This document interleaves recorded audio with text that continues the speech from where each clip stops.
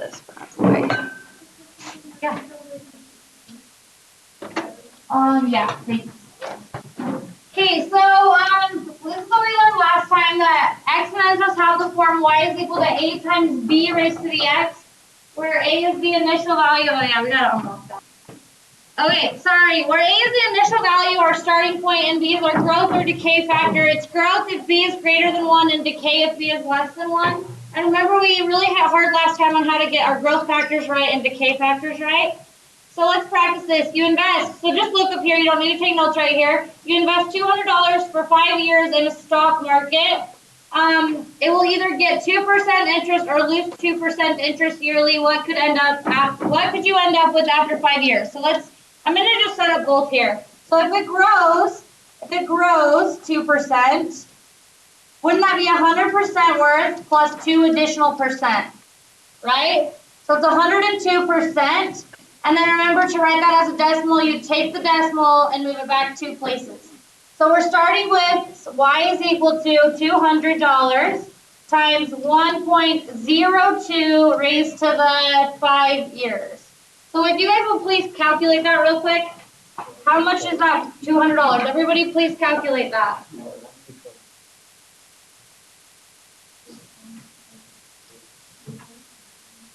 Some people can do it in their heads pretty quick. No, that was good. Okay, awesome. 220, right? Okay, awesome.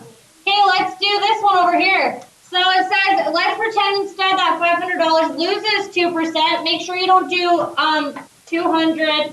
So lose 2% would be 100% minus 2%. So that would be 98% worth. So that would be $200. So y is equal to $200 times 0.98 raised to the 5 years. What was it? 178? Perfect. So just a reminder of how to do what we learned last time. Okay, good. Okay, moving on. So now we're going to 16 on 8-1. Everybody ready? We're going to graph exponential functions. Now, graphing functions should never scare us because all we have to do is plug in x, y points. And I'm going to let us do the quick way today. So everybody, calculator. What you're going to do is go to y equals. And we're typing in 16. So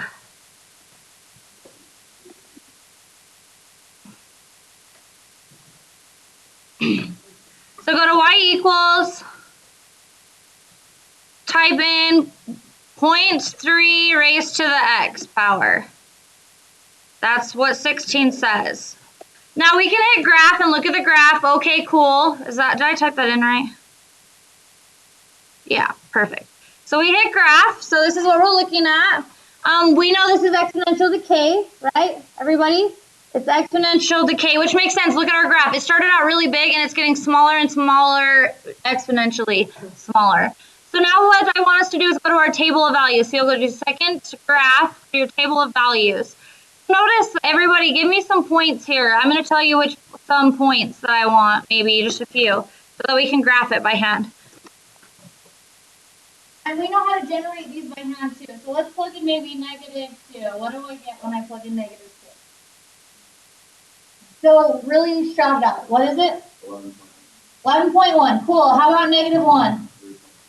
3.3. Okay. And then how about 0? We should know that one right off without looking. 1. How about 1.3? Right. 2 is 0.09. Okay, so I'm going to graph those points. So are you. So just do a rough sketch. You don't have a sketch of these. This is off your worksheet, right? Everybody on 8-1. So if you weren't here last time, we'll grab 8-1. -2 up somewhere up there. I can't fit it. -1 up 3.3. And then over 0 up 1. Over 1 up 0.3. Over 2 up 0.9. What I want you to do, so if you look at your graph, this is interesting. What I want you to do is keep scrolling down this way. So on your table of values, what I mean by that is just scroll down and look. So do you see how 0.3, we have 0.3 and then 0.09, and it's just getting smaller and smaller. As I get larger and larger, everybody look. 0.9, at 3 we're at 0.027, at 4 we're at 0.0081 at 5. If we plug in 5, we're at 0.00243. Does everybody see? And then we get those e's, which means we're pretty much at 0. Does everybody see how we're approaching 0? As we get larger and larger, as x gets larger and larger, we're getting closer and closer to 0, aren't we? Does everybody see how that's working? Okay, perfect. So what that's the definition of what an asymptote is, you guys. An asymptote is a value that your function approaches and gets really, really close to but doesn't cross. So this has a horizontal asymptote at 0 here, at y equals 0. Do you see how it never equals 0? It just gets really, really close to 0. Does everybody see that on their graph? Okay, awesome. So that is true. So everybody write that in. You have a horizontal asymptote here at y equals 0. So our domain, where's our function growing from left to right, guys? Isn't it growing this way forever? And that way forever? So negative infinity to positive infinity, right? Our range is? Yep. Good question. So how about our range? Is it going to, if you're on the right track, 0 was right. Isn't it growing up to positive infinity though? Isn't it 0, guys, to positive infinity? Because we just discovered that it's never going to cross and go down to 0, right? So our range is 0 to positive infinity, not including 0, because it's not going to cross 0. It's going to get closer and closer to 0, but never cross. Okay, our y-intercept is when x equals 0, right? When x equals 0, so wasn't it 1, guys? So our y-intercept was 0, 1. And then we have, once again, we have a horizontal asymptote at y equals 0. Now, how did I know it was y equals 0, not x equals 0? Because look, x is changing on that line. Like this is x equals -6, -5, -4, -3. But y is always 0. Does everybody see why I wrote y is equal to 0? Okay, awesome. Let's do another one. So everybody type that into your table. Go. Y equals. I'm going to have you guys, let's get through the lesson quick by everybody participating. So tell me what -2 is, -1, 0, 1, and 2.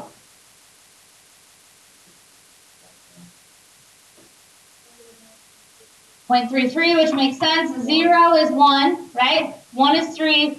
3 squared is 9, right? Everybody. Does everybody see this?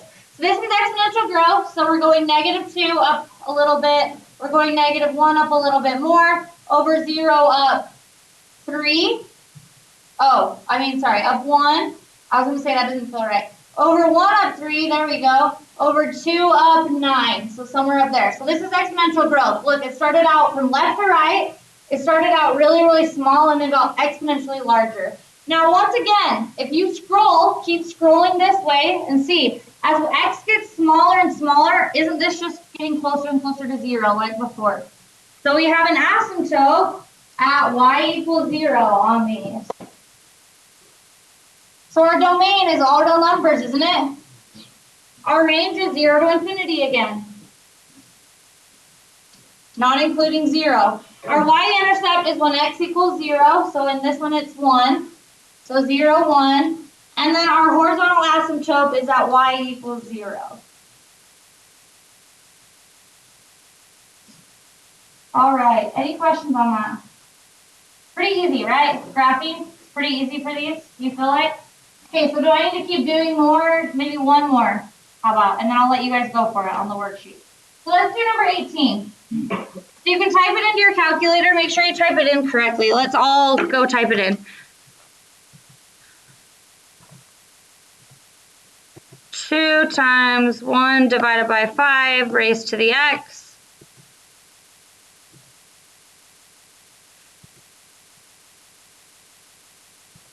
Table of values, and so on. So this one's getting really large. So -1 was 0. Yep. 1 is 0.4. What's 2? 0.08. So as we're getting larger and larger, we're getting smaller and smaller. So, oh, sorry. As we're getting larger and larger, we're getting smaller and smaller. That makes sense. This is exponential decay. So look, if I plot those points, -1 up 10, somewhere up there. Over 0 up 2, over 1 up 0.4, over 2 up 0.8, and so on. So it's just coming down like this. And once again, we're having a horizontal asymptote, because notice your function just gets closer and closer to 0 as we get larger and larger, if you scroll this way. So look, it is exponential decay. It started out really large from left to right and got exponentially smaller. Our domain was all real numbers. Our range was 0 to infinity. Our y-intercept was 2, wasn't it, everybody? So 0, 2. And then our horizontal asymptote was at y equals 0. So you guys are ready to graph the ones that were homework for you, so you can get it done in class. Okay, sweet. So I'm going to have you do problems 1 through 4 on worksheet 8-1, then hand it in. Then go hand it in, and then we'll move on to today's lesson. So now we're going to be shifting these exponentials, but luckily it's really quite easy because shifting for all functions works the same, as you know. So everybody look up here for a second. So if you know how to shift one function, you know how to shift all functions. So we still have A is our initial value, which we can call our stretch or compression if we wanted to get technical.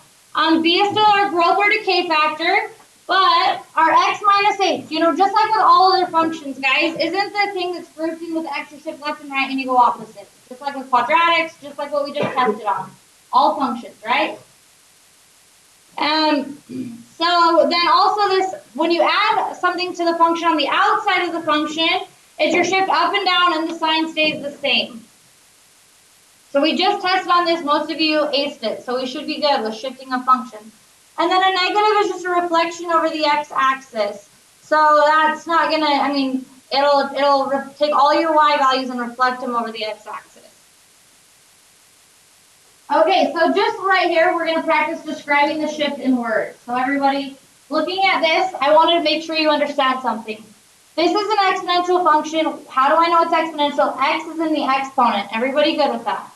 This parent function would be this. Y is equal to 2, because of the base 2, raised to the x power. So that would be no shift. Does everybody understand what the parent function is and how? So now let's describe the shift in words. This is a shift of left 2, correct? Left 2, we go opposite of what's added with x. Down 3. And then this would be considered a stretch of 2. And a reflection over the x-axis. Okay, so this one, the parent function is y is equal to 2 raised to the x. Let's describe the shift. No shift left and right. Down 4 though, right?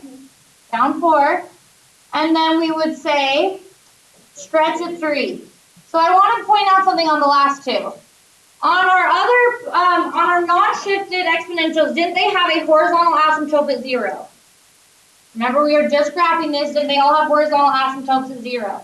So now think about it. If we shift it down 3, the entire function down 3, that's going to take that asymptote and put it down at -3. And now you're going to approach that instead. Does that make sense, everybody? Okay, awesome. So this one will be down at 4. This horizontal asymptote will be down at 4, looking something like that. Okay, awesome. So looking at this one, we would say right 1, up 4, and a reflection over the x-axis, right, everybody? Okay, so this one would be left 5, stretch of 2. No shift up or down. So wouldn't this still be at 0? The horizontal asymptote. Okay, cool. So we're really just going to do, what I want you to do is go to problems 19 through 24, and even though this is graph, you're going to describe the transformation and then tell me what the horizontal asymptote will be at.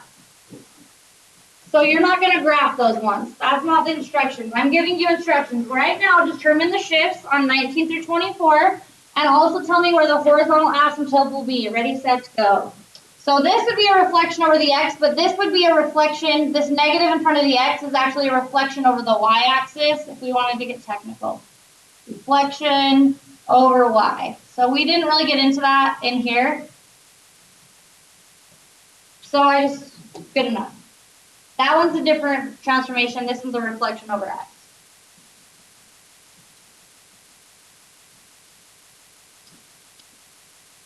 So I'm just going to show you, just watch. You do not need to take notes during this time because you'll practice it in just a second. If I said to you, graph each function as a shift from the parent function. So first of all, just making sure we understand, my parent function here would be 1/2 raised to the x power, correct, everybody? So then we're shifting right 1, down 3, and then a stretch of 3, right? So this is how we would do this one. This is how I like to start out. So I'm going to draw in my new. We're taking this, basically we're taking this. Normally a non-shifted function would start here at the origin. We're shifting our origin. So we're going right 1, down 3. So I'm going to draw in my new origin. Does everybody see why it's right there? So then don't we know that this is where our new horizontal asymptote is going to be? Because that's our new x-axis. Everybody see our first step when graphing these. Okay, then from there, you're just plotting points. So I'm fine with you going to plug it into your calculator and plotting some x, getting some x, y points. So let's all go make sure we can type that into our calculator correctly. So go to y equals. Let me make sure you can type it in. So I need to not bring up my calculator because then you can't see. Well, I guess I can go like this. Okay, so you go to y equals.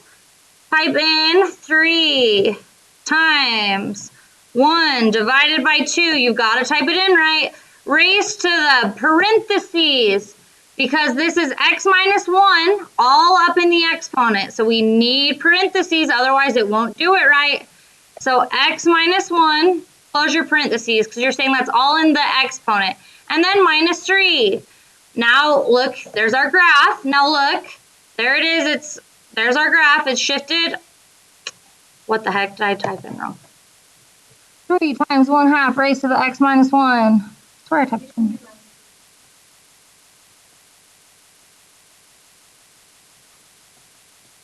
That is true. I did not. That is why we're having issues here.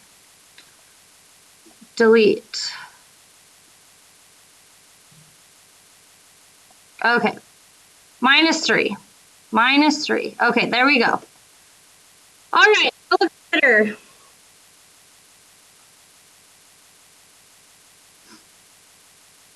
My window is just huge. I'm just going to make my window a little bit better so we can see this a little bit prettier and maybe not such big numbers here. Okay, there we go. A little bit better. So do you see how it's shifted, everybody? Now we can do a second table of values. So I'm going to plot some points. Now here's the points I'm going to want to plot. You've got to use your brain a little bit. We're going to want to plot points around the new origin, just because that's where we're looking at. So around this new origin, so how about let's plug in 0. Yeah? Like everybody 0. What do I get at 0? 3. Cool. How about 1? Do you see how that's a point and x value around that? 0. And then 3? 2? Sorry, 2? Negative what? And then how about 3? Okay, perfect. Maybe let's we can always plot more points if we need to. So we're going over 0, up 3, boom. Over 1, up 0, boom. Over 2, down 1.5. Down 1.5 puts me there. Over 3, down 2.5. Over 3, down 1, 2.5. So now, do you see how it's just coming? That's good enough because I can see it's approaching the asymptote, isn't it? Okay, awesome. So that's good enough here. So we've graphed our shifted function. Yeah.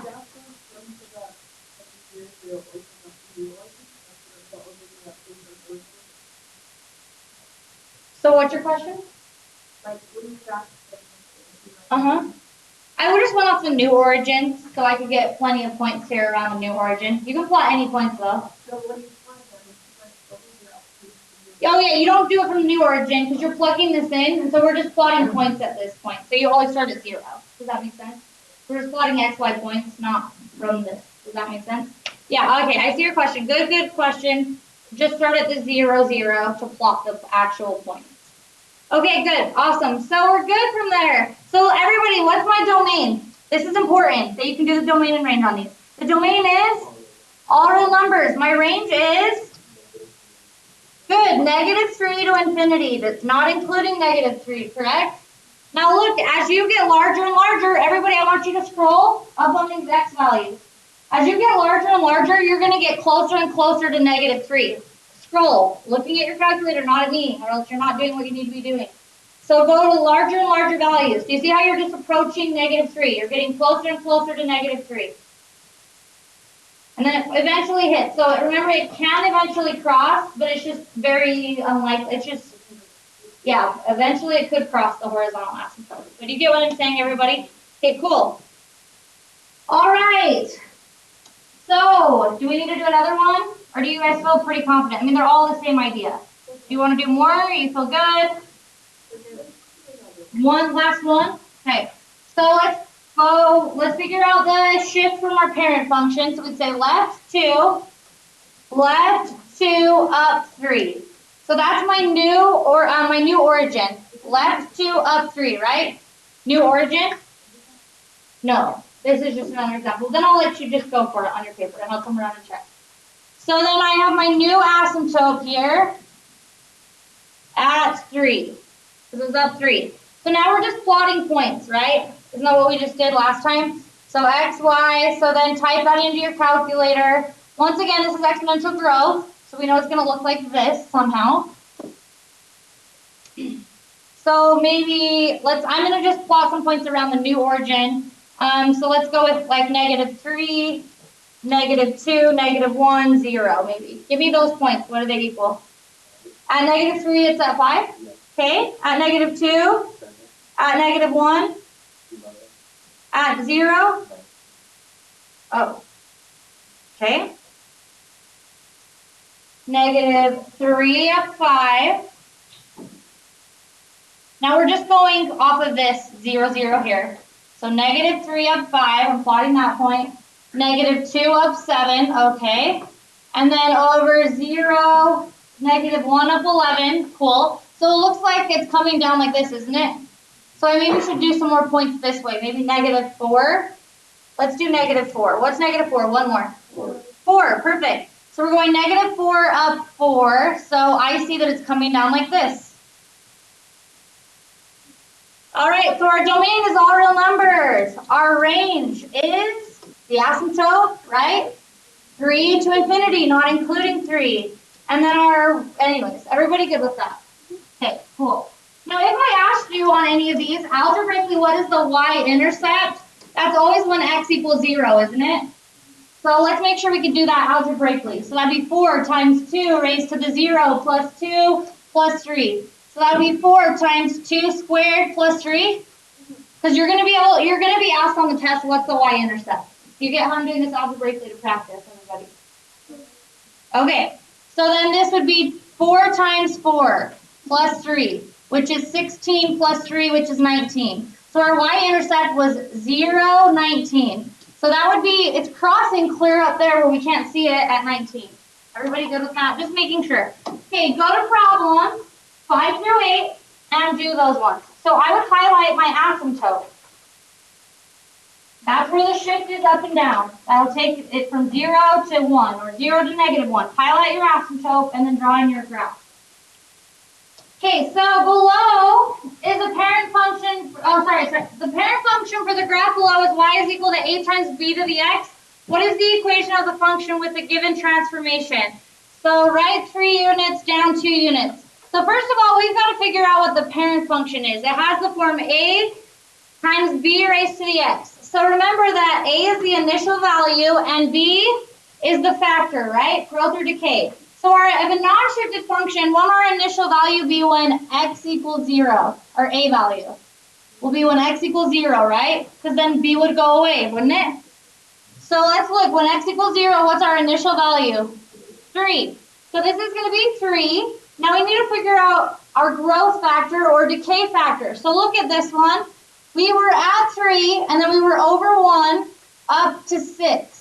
So we went from 3 up to 6. What did we multiply by to get from 3 to 6? 2. And that was on a distance of 1, right, everybody? So does that make sense how if this was 1, then this would be 2, because that would be 3 times 2, which is 6. That puts us in the right spot. So there's our parent function. So now we're going to write a transformation of that, it says as well. So we first had to figure out what the parent function was, which is really just y is equal to 2 to the x, but we started at 3. And then we're going to write 3. So we would go like this, right? Left and right shifts, go with x and we go opposite. So x minus 3. And then it says, and down 2 units. So minus 2, and we've finished. Can you guys do that by yourself? Okay, try it. Do problems 34 and 35, go. Yep, perfect.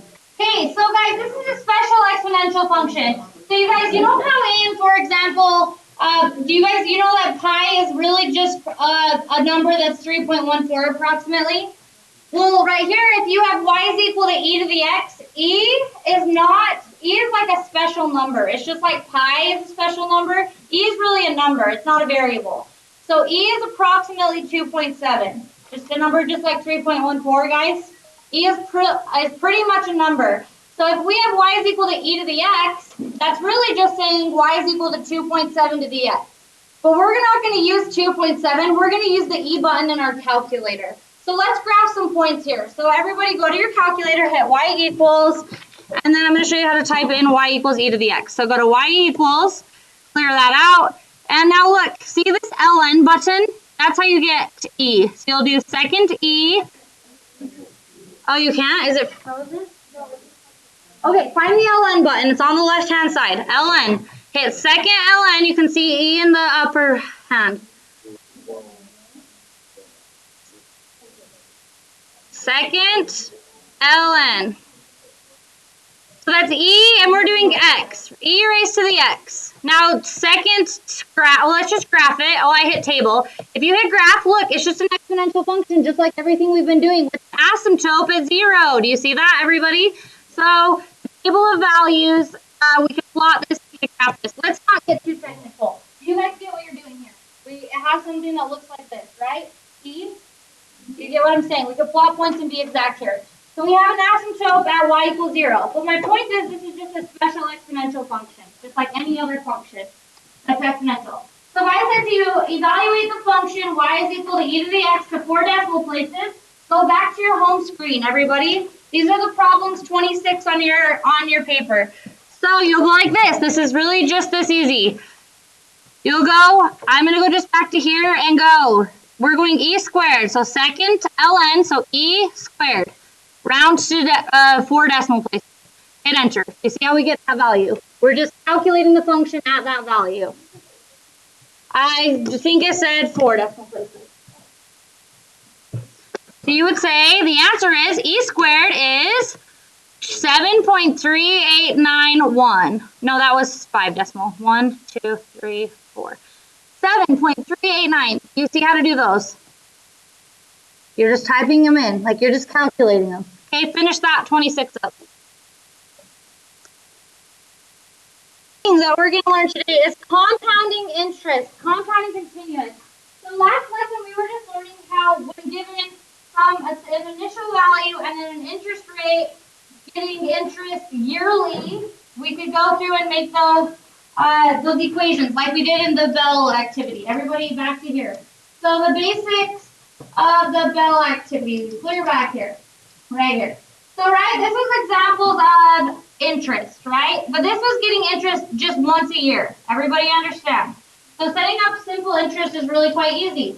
So when we see the word compounded continuously, this is one of the most commonly used interest rates in the real world. Like banks use it all the time.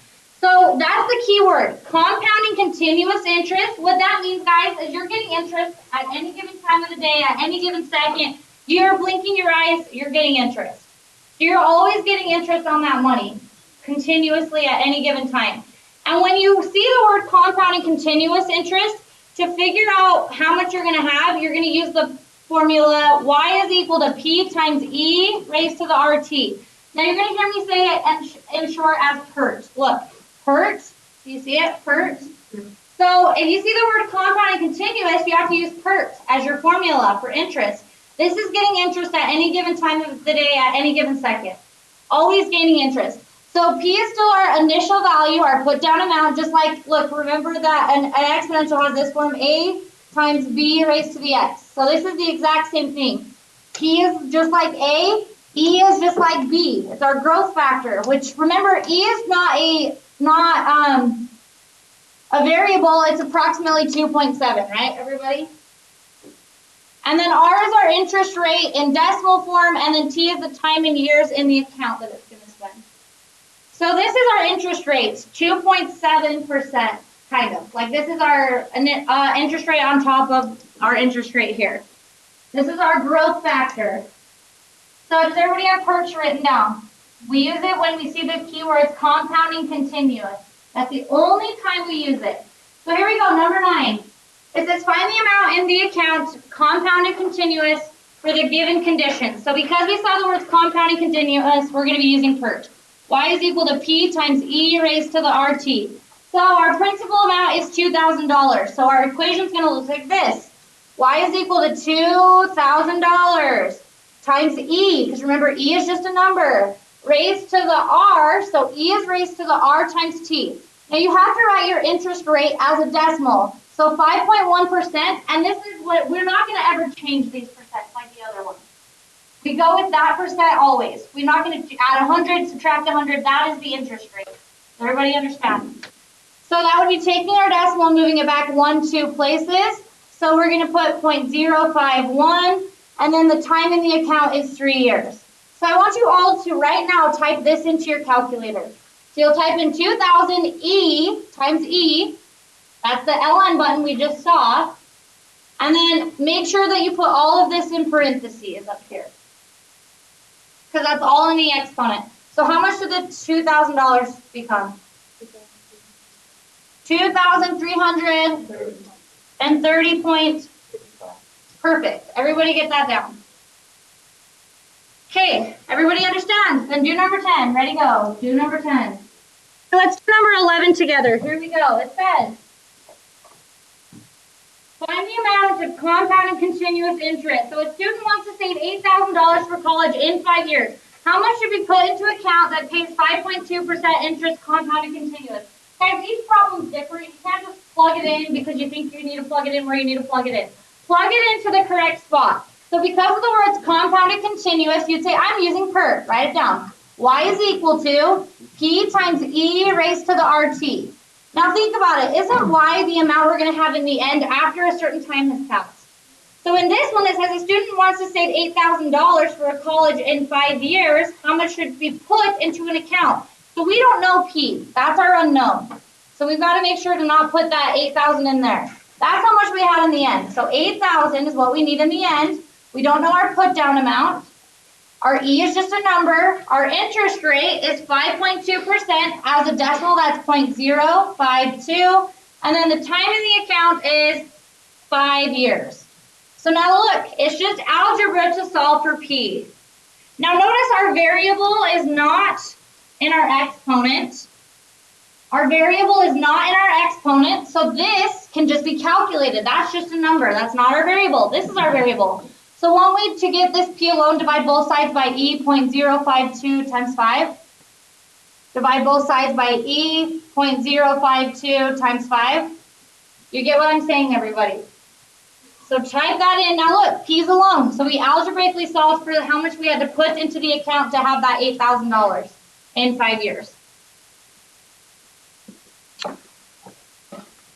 So everybody type that in. 8,000 divided by parentheses E to the 0.052 times 5.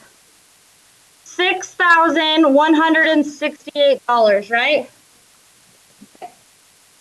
So to get that amount in 5 years, you would have to originally put into the account $6,168.41. So every problem's different. You're going to put things in different places. So number 12, a little bit different. It says, how long would it take you to double your principal in an account that pays 6.5% interest compounded continuous? So because of the words compounding continuous, you're using PERT. So that's the first thing I write down. Y is equal to P times E raised to the RT. Now here's the thing. It says, how long would it take you to double your principal? So we don't know what our principal was, right? How much we put down originally. So let's say that we put down $1. Let's just test it out with a value. Let's say we put down $1. How much would that be doubled? 2. So in the end, we would have $2. The put down amount would have been $1, right? E, and then raised to the 0.065, and then times t. We don't know how much time. That's what we're trying to find, right, everybody? So do you see how now we could solve by graphing? Because t is an exponent, the unknown's in the exponent, and the only way we know how to solve these, if it's in the exponent, is by graphing. Does everybody understand? So this one we can't bring the t down. It's up in the exponent. Do you get what I'm saying? Because you can't divide by a base. That's one algebraic thing that doesn't work. Does that make sense, everybody? So let's solve by graphing. So type this into y1. And y2, type this in. And then see where they intersect. That will be the time in the account. Now we could have used $2 to start with, and then we would have had 4 in the end, right? Now that would still come out to be the same time. It really will. Yeah, t is just a variable, so x could work. X is just a variable too. Good question. So everybody do it, because it takes me a really long to type it in up here. Did you all? If we can all get it without me typing it in, then that will save us all time.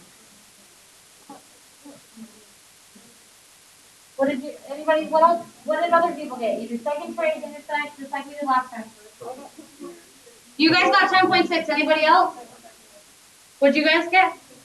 10.6? So anybody else get 10.6? Yes? You got that? Oh, okay.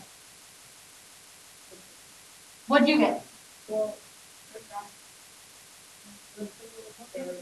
Okay, you just probably have a plot turned on accident or something. Okay, so y'all can come look at it. 10.6 years is how much it would take for you to double the put down amount. Everybody good with that? Okay, so what I want you to do now is go do problems 27. This is what's required. So you are going to be crossing out a few. So you're going to do 27 through 30, 33, and 25. Then you're going to cross out 13 through 18, and also 31 and 32. Go cross those ones out now, and then start working on all the others and checking them off with me, please.